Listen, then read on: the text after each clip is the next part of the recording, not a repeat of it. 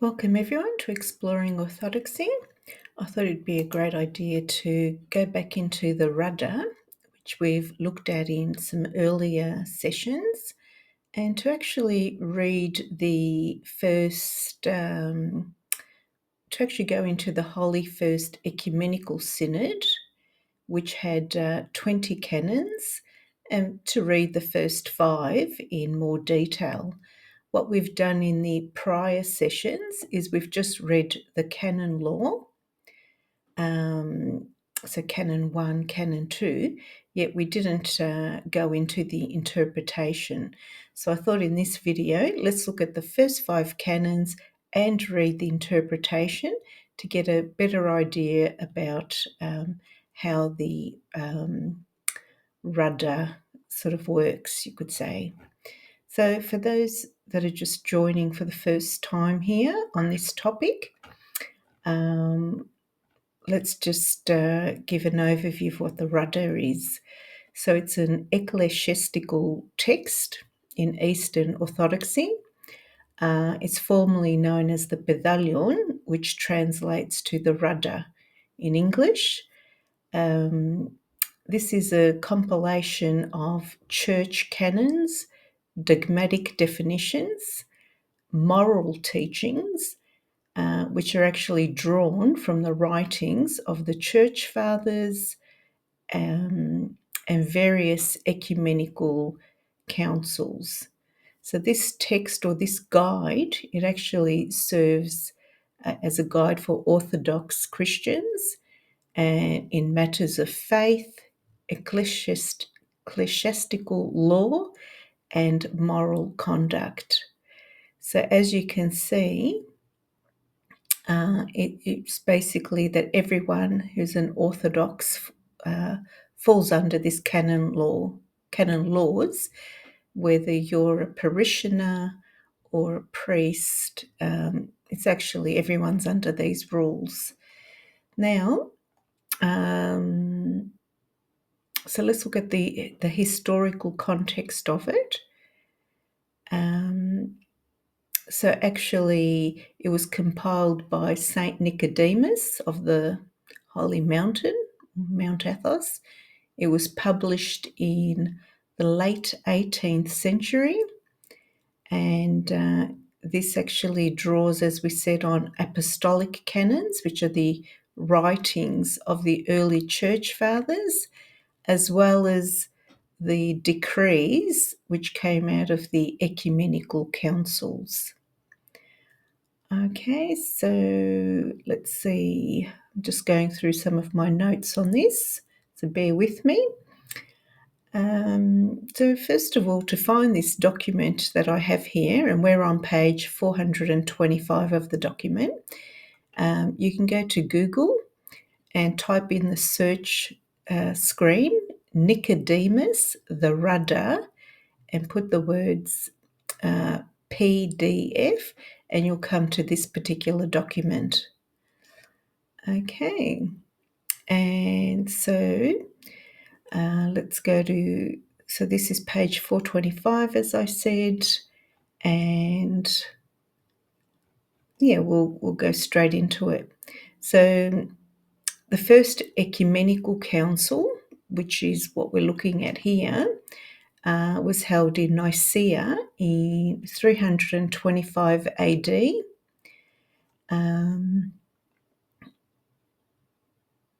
And let's just see what we can find out about the First Ecumenical Council.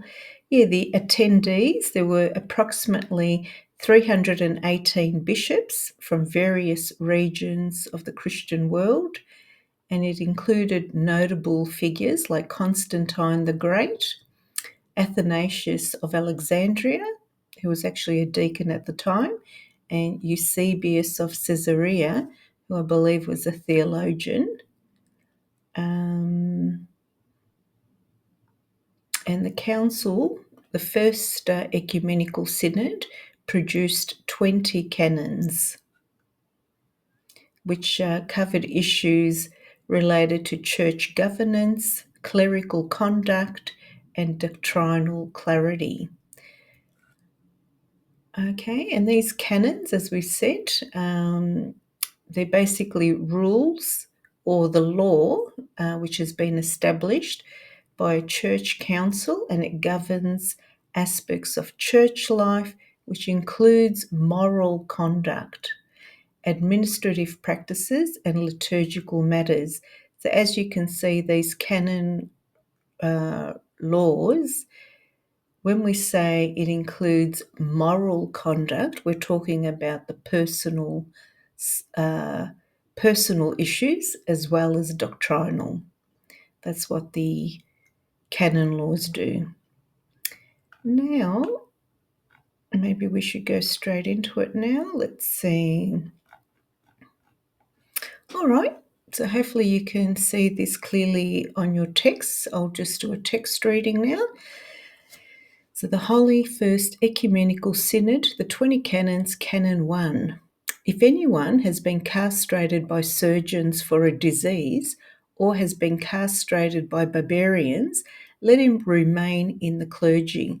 But if anyone has castrated himself when well, he must be dismissed, even if he is examined after being in the clergy. And henceforth no such person must be promoted to holy orders, but as is self-evident, though such is the case as regards to those who affect the matter and dare to castrate themselves, if any persons have become eunuchs by barbarians or their lords, but are otherwise found to be worthy, the canon admits such persons to the clergy. Okay, so that's the very first canon law. Underneath, you'll see these references. So to explain that for you, just give me a moment. So these references of apostolic canons, they're indicating that there were similar themes discussed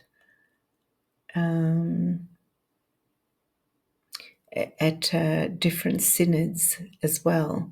So first of all, they're saying this information that they've come up with, the law, it's actually drawn from apostolic canons, which would be the 21, 22, 23 of the apostolic canons, and canon, 5, 6, 7, 8 of the first and second synod. So this was all discussed also in the first and second synod.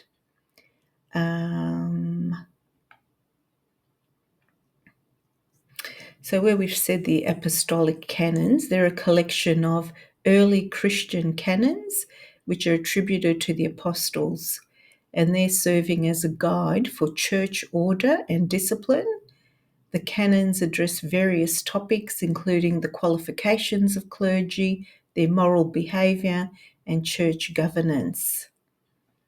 All right, so here we've got Apostolic Canon 21, 22, and 23. So if you were to go to the Apostolic Canon 21, it's going to be addressing the conduct or qualification of bishops or clergy. If you look up Apostolic Canon 22, this will be dealing with issues like the behaviour or roles of certain church members. And to look up Canon 23, you'll be finding that it further covers regulations regarding clergy or lay people. Now over here, Canon 8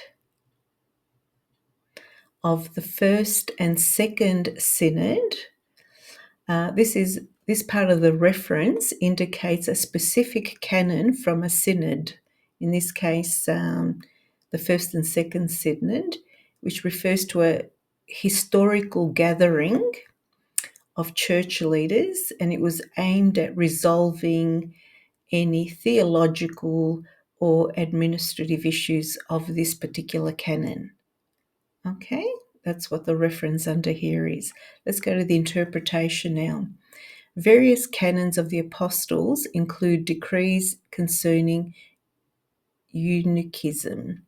But since they were disregarded, it would appear on this account it became necessary that it be made the subject of the present canon, which states, whoever has been made a eunuch by surgeons because of a disease or ailment, or by barbarians during the time of an invasion, if he is a clergyman, let him perform the functions of the clergy.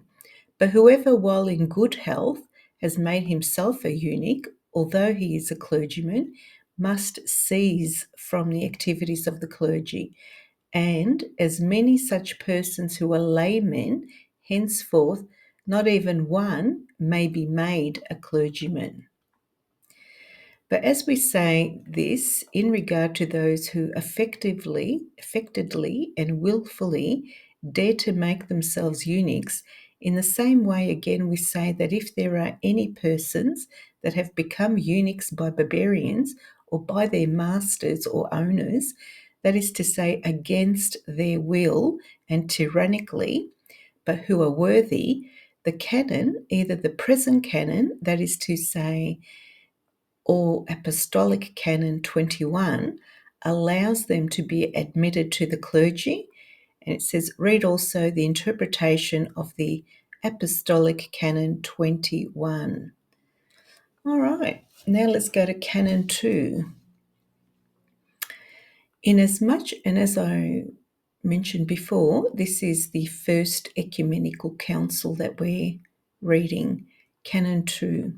Inasmuch as many things, whether of necessity or otherwise, are urgently demanded by men or have been demanded by men, have been done contrary to the ecclesiastical canon, so that men who have but recently come to the faith from a heathen life and have been catechized for only a short time, have been conducted directly to the spiritual bath, and as soon as baptized have been given an episcopate or the priesthood. It has seemed well henceforth to have no such thing occur. For the catechumen needs more time and a longer trial after baptism. The apostolic letter is also plain, which says, not a novice, lest being lifted up with pride, he falls into the devil's snare.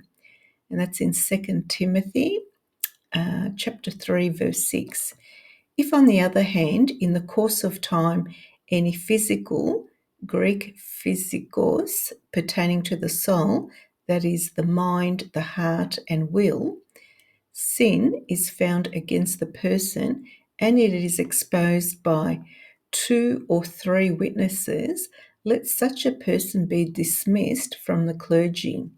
As for anyone acting contrary hereto, as having the hardihood to do things opposed to the great synod, he himself shall be in danger of losing his standing in the clergy. Let's see if I can make this a bit bigger. And there we have the references again. The interpretation. I'll have to be about there. The present canon commands, well, apostolic canon, that reference, ordains.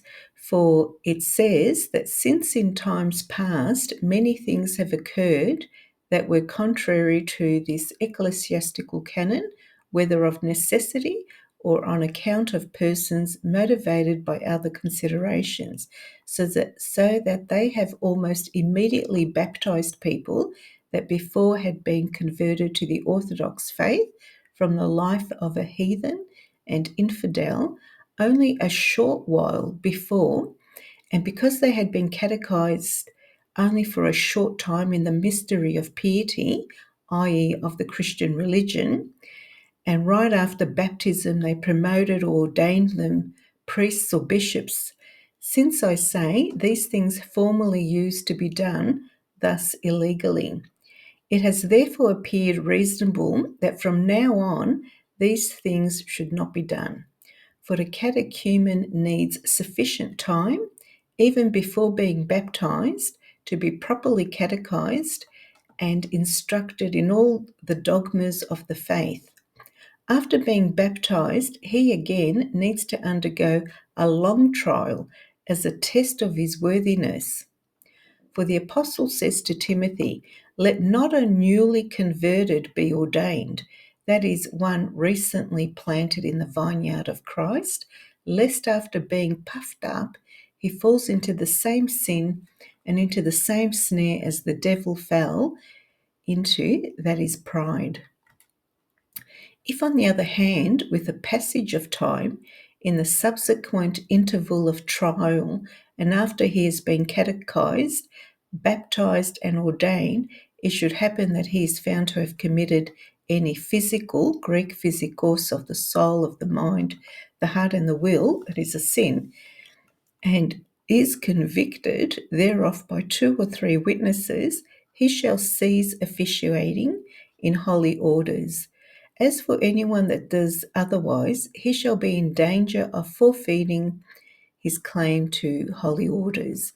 That is to say, he shall be deposed on the ground that he has impudently defied the great synod. See also the interpretation of apostolic canon, and there's a reference there.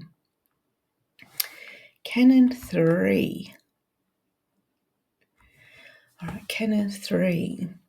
To the Great Synod the Great Synod has generally forbidden any bishop, priest, or deacon, or anyone else among those in the clergy, the privilege of having a housekeeper, unless she is either a mother, a sister, an aunt, or a person above suspicion.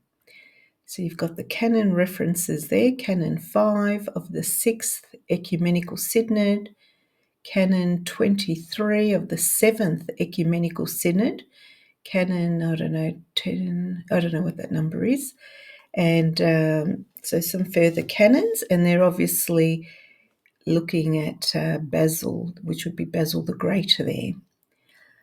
All right.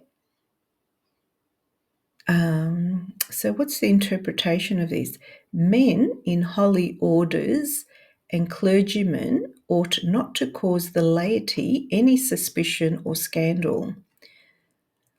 On this account, the present canon ordains that this great First Ecumenical Synod has entirely forbidden any bishop, priest, deacon, or any other clergyman to have a strange woman in his house and to live with her, excepting only a mother, a sister, an aunt, or other persons that do not arouse any suspicion.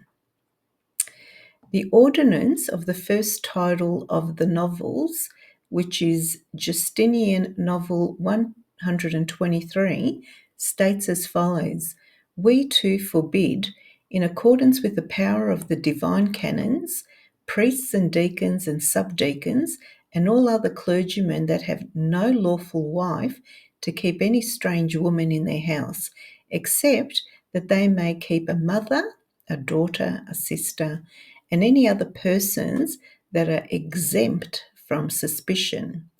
However, if anyone fails to observe these rules, but even after reminded by the prelate or by his fellow clergymen, he refuses to remove the woman whom he has been keeping, or after being accused, he is proved to be associating with her indecently, such a man shall be deposed and shall be turned over to the civil authorities of the city where he is serving as a clergyman.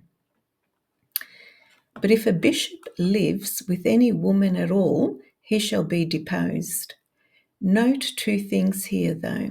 1, that those who have persons above suspicion in their home, as we have said, namely a mother, a sister, an aunt, or other, must not at the same time have suspicious persons serving, not them, but those unsusceptible persons, because again in this manner they become violators and incur the penalties prescribed by the canons.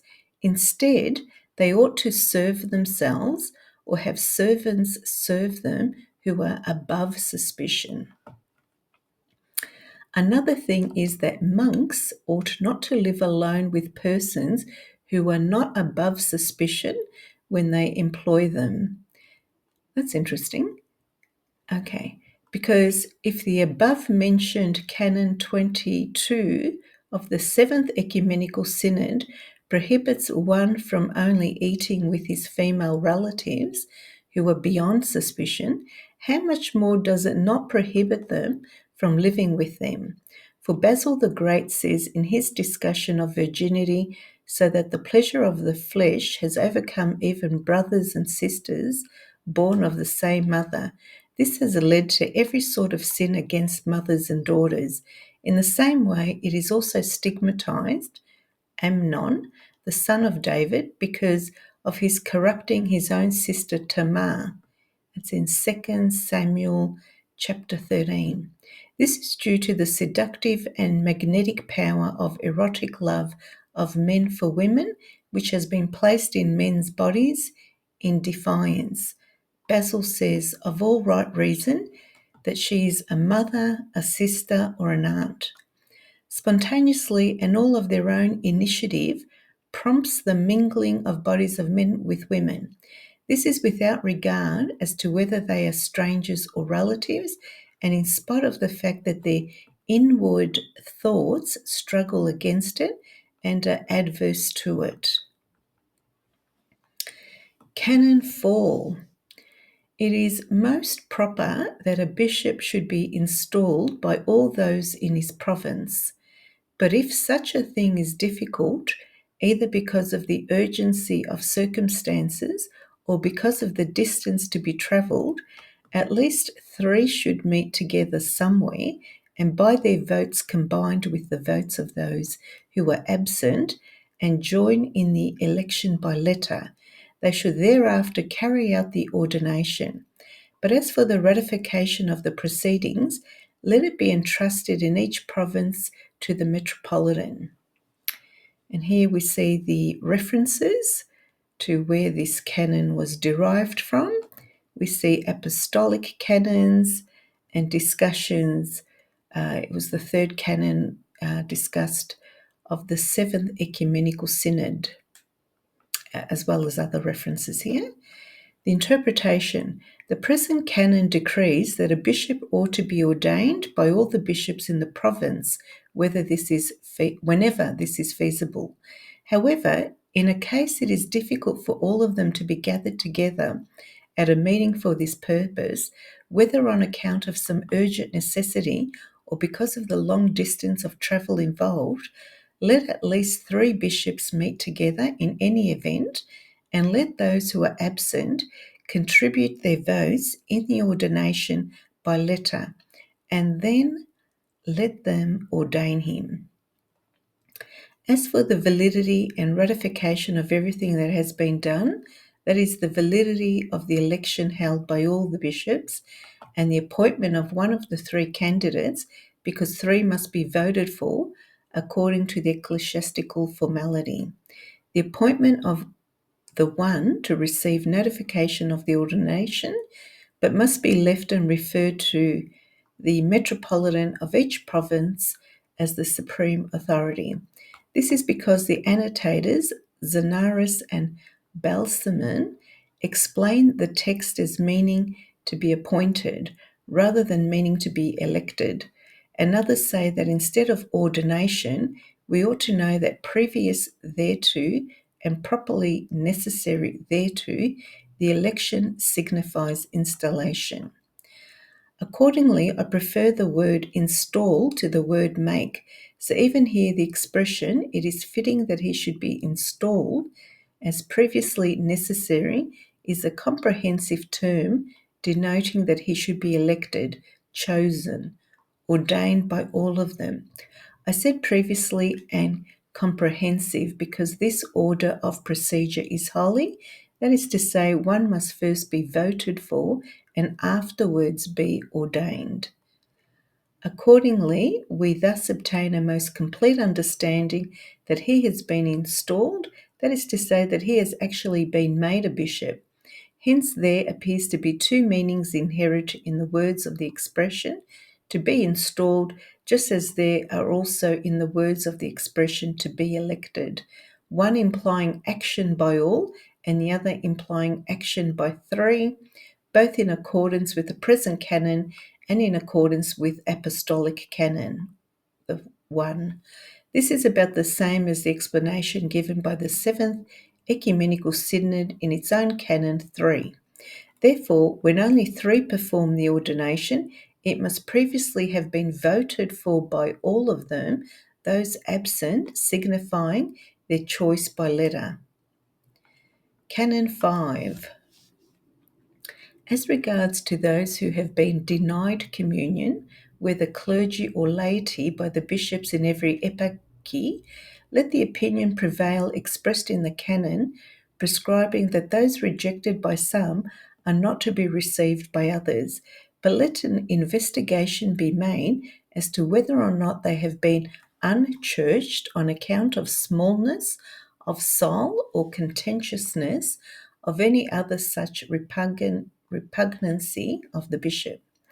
In order, therefore, that a proper investigation may be made, it has seemed well that the synods be held twice every year, in each eparchy, and in a common discussion held by all the bishops of the eparchy assembled together. For this purpose, let such questions be considered and decided upon. And thus, those who have admittedly clashed with the bishop would seem to be reasonably excluded from communion until such time as by common consent of the bishops it may seem better to let a more philanthropic vote be given in their behalf. As for these synods, let one of them be held before the great fast, in order that, with the elimination of all smallness of soul, the gift may be offered to God in all its purity, and let the second one be held sometime in autumn. And we have the references there, and this is the interpretation of the canon.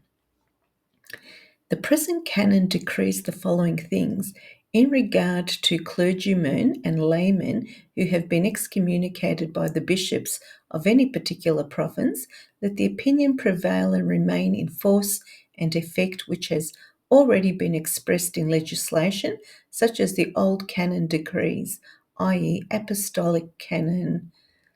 References are there. That is, the persons excommunicated by the bishops of one province must not be admitted to communion by other bishops.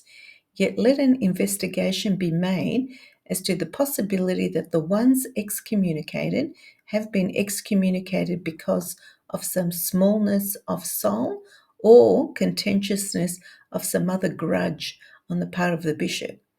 Thus, in order that this matter and other such questions may be properly investigated, it has appeared reasonable to hold local synods twice a year in each province, and to assemble all the bishops together in a common meeting for the express purpose of considering them. And thus, after such an investigation has been made, as touching those who have been sinning against the bishop and who have been rightly and justly excommunicated by him, let them remain excommunicated in accordance with the grounds of congruity and justice, and also by all the rest of the bishops, until it appears reasonable to the common assembly of the bishops to render a more philanthropic decision regarding those who have been excommunicated.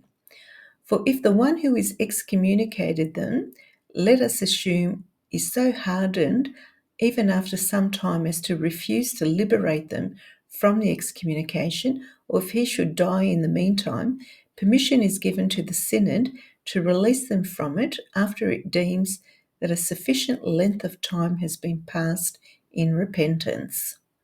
One of these synods are to be held sometime before the Great Fast, in order to take advantage of the fact that at this time every smallness of soul and mistake is dissolved, that either the prelate has made in dealing with the clergy and the laity, or conversely, that the clergy and the laity have shown towards the prelate, in order to allow a pure and unblemished gift of fasting to be offered to God.